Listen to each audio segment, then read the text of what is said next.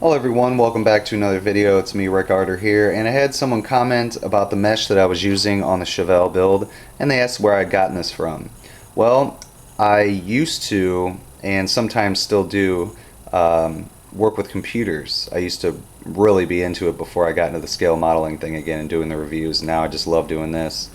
But I'll get back to the computer thing one day.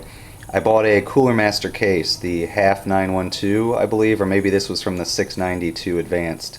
One of the two, but this is a fine plastic mesh filter screen that actually goes into, I can't remember if it was the front or the top vent where the fans are, and that's basically where I got this from.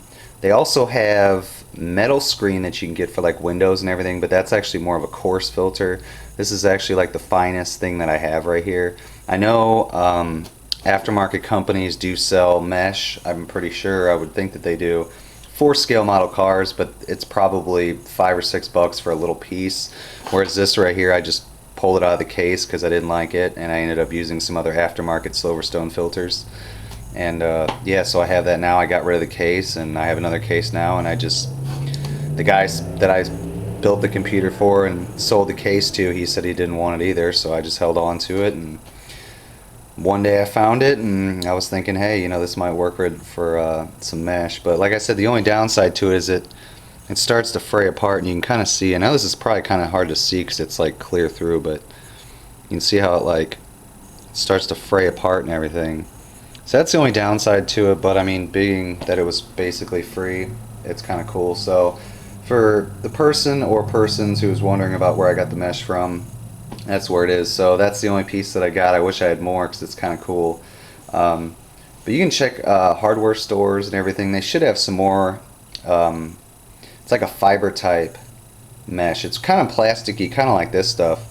But it's I think they use it for window screens too. But I believe it's more of a finer mesh, kind of like this stuff is, more than the metal screen is.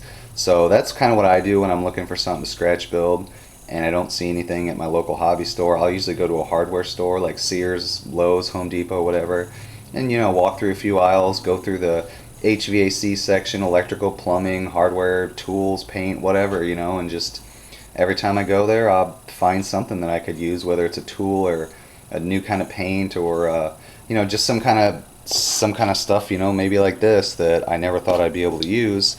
Actually, one thing that I did find that ended up working out was this stuff here, and I originally bought this because I actually was using it for what it was meant for, and then someone had mentioned about using it for, you know, like bare metal foil, so I'm going to try that out. I might try it on this car, I don't know, and maybe make a video about that. So that hopefully answers everybody's questions if you're wondering about the mesh and anything else. If you guys got any more questions, feel free to leave a comment below.